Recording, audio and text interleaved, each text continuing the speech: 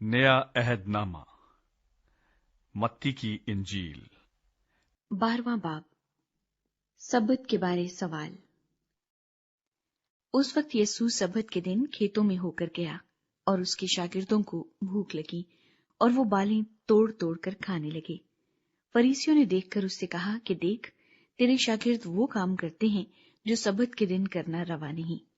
उसने उनसे कहा, क्या तुमने ये नहीं पढ़ा कि जब दाऊद और उसके साथी भूखे थे तो उसने क्या किया? वो क्यों कर खुदा के घर में गया और नजर की रोटियां खाई, जिनको खाना न उसको रवा था न उसके साथियों को, मगर सिर्फ काहिनों को। या तुमने तौरात में नहीं पढ़ा कि काहिन सब्बत के दिन हैकल में सब्बत की बेहुरमती करते हैं और बेकसूर रहते हैं? मैं तुमसे कहता हूं कि यहाँ वो है जो हैकल से भी बड़ा है। लेकिन अगर तुम इसके माने जानते कि मैं कुर्बानी नहीं बल्कि रहम पसंद करता हूं, तो बेकसूरों को कसूरवार ना ठहराते, क्योंकि इब्ने आदम सब्बत का मालिक है। सूखे हाथ वाला शख्स। और वो वहां से चलकर उनके इबादत खाने में गया, और देखो, वहां एक आदमी था जिसका हाथ सूखा हुआ था। उन्होंने उस पर इल्जाम लगाने के इरादे से ये पूछा कि क्या सब्बत के दिन शिफा देना रवा है? उसने उनसे कहा, तुम में ऐसा कौन है जिसकी एक ही भेड़ हो और वो सब्बत के दिन गड्ढे में गिर जाए तो वो उसे पकड़कर ना निकाले? बस आदमी की कदर तो भेड़ से बहुत ही ज्यादा है, इसलिए सब्बत के दिन नेकी करना रवा है। तब उसने उस आदमी से कहा कि अपना हाथ बढ़ा। उसने बढ़ाया और वो दूसरे हाथ की मानिंद दुरुस्त हो गया। इस पर फरीसियों ने बाहर जाकर उसके बरखिलाफ मशवरा किया कि उसे किस तरह हलाक करें। खुदा का चुना हुआ खादिम। यीशु ये मालूम करके वहां से रवाना हुआ और बहुत से लोग उसके पीछे हो लिए, और उसने सबको अच्छा कर दिया और उनको ताकीद की कि मुझे जाहिर न करना, ताकि जो यसाया नबी की मार्फत कहा गया था वो पूरा हो कि देखो, ये मेरा खादिम है जिसे मैंने चुना, मेरा प्यारा जिससे मेरा दिल खुश है। मैं अपना रूह इस पर डालूंगा और ये गैर कौमों को इंसाफ की खबर देगा। ये न झगड़ा करेगा, न शोर, और न बाजारों में कोई इसकी आवाज सुनेगा। ये कुचले हुए सरकंडे को न तोड़ेगा और धुआं उठते हुए सन को न बुझाएगा, जब तक कि इंसाफ की फतह न कराए, और इसके नाम से गैर कौमें उम्मीद रखेंगी।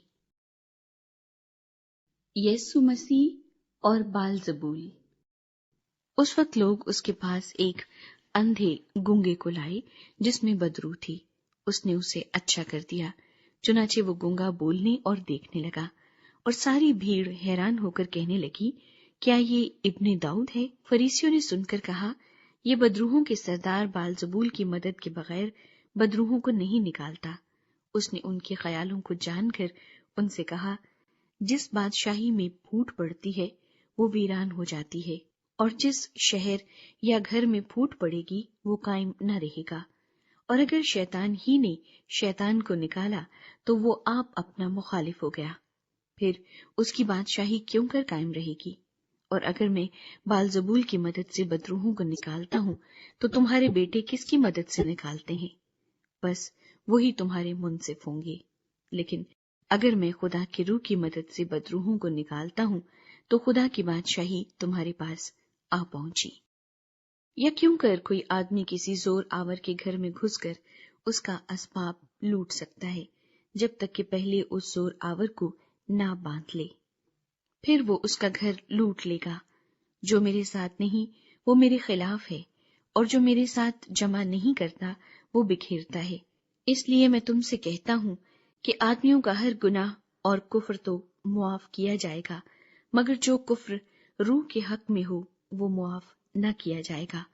और जो कोई इब्ने आदम के बरखिलाफ कोई बात कहेगा वो तो उसे मुआफ की जाएगी, मगर जो कोई रुल कुद्स के बरखिलाफ कोई बात कहेगा वो उसे मुआफ न की जाएगी, न इस आलम में न आने वाले में। दरख्त और उसका फल।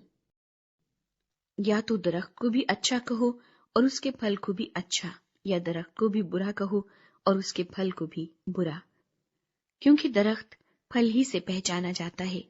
اے سام کے بچوں، تم برے ہو کر کیوں کر اچھی باتیں کہہ سکتے ہو؟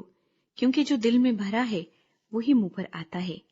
اچھا آدمی اچھے خزانے سے اچھی چیزیں نکالتا ہے، اور برا آدمی برے خزانے سے بری چیزیں نکالتا ہے۔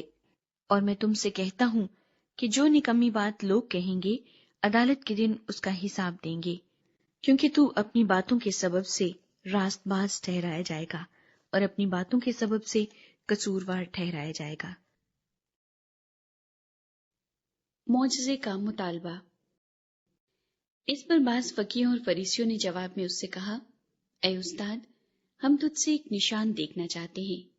اس نے جواب دے کر ان سے کہا، اس زمانے کے برے اور زناکار لوگ نشان طلب کرتے ہیں، مگر یونا نبی کے نشان کے سوا کوئی اور نشان ان کو نہ دیا جائے گا، کیونکہ جیسے یونا 3 رات دن مچھلی کے پیٹ میں رہا، ویسے ہی ابن آدم 3 رات دن زمین کے اندر رہے گا۔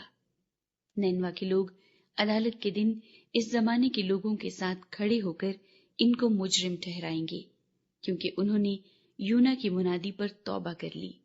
اور دیکھو، یہاں وہ ہے جو یونا سے بھی بڑا ہے۔ دکن کی ملکہ عدالت کے دن اس زمانے کے لوگوں کے ساتھ اٹھ کر ان کو مجرم ٹھہرائے گی، کیونکہ وہ دنیا کے کنارے سے سلیمان کی حکمت سننے کو آئی۔ اور دیکھو، یہاں وہ ہے جو سلیمان سے بھی بڑا ہے۔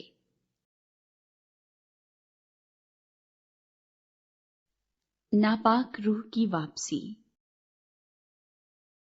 جب ناپاک روح آدمی میں سے نکلتی ہے تو سوکھے مقاموں میں آرام ڈھونڈتی پھرتی ہے اور نہیں پاتی، تب کہتی ہے میں اپنے اس گھر میں پھر جاؤں گی جس سے نکلی تھی، اور آ کر اسے خالی اور جھڑا ہوا اور آراستہ پاتی ہے۔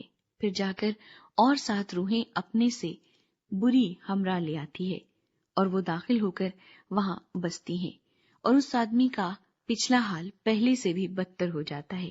اس زمانے کے برے لوگوں کا حال بھی ایسا ہی ہوگا۔ یسوع مسیح کی ماں اور بھائی۔ جب وہ بھیڑ سے یہ کہہ رہا تھا، اس کی ماں اور بھائی باہر کھڑے تھے اور اس سے بات کرنا چاہتے تھے۔ کسی نے اس سے کہا، دیکھ، تیری ماں اور تیرے بھائی باہر کھڑے ہیں اور تجھ سے بات کرنا چاہتے ہیں۔ اس نے خبر دینے والے کو جواب میں کہا، کون ہے میری ماں اور کون ہے میرے بھائی؟ اور اپنے شاگردوں کی طرف ہاتھ بڑھا کر کہا، دیکھو، میری ماں اور میرے بھائی یہ ہیں، کیونکہ جو کوئی میرے آسمانی باپ کی مرضی پر چلے وہی میرا بھائی اور میری بہن اور ماں ہے۔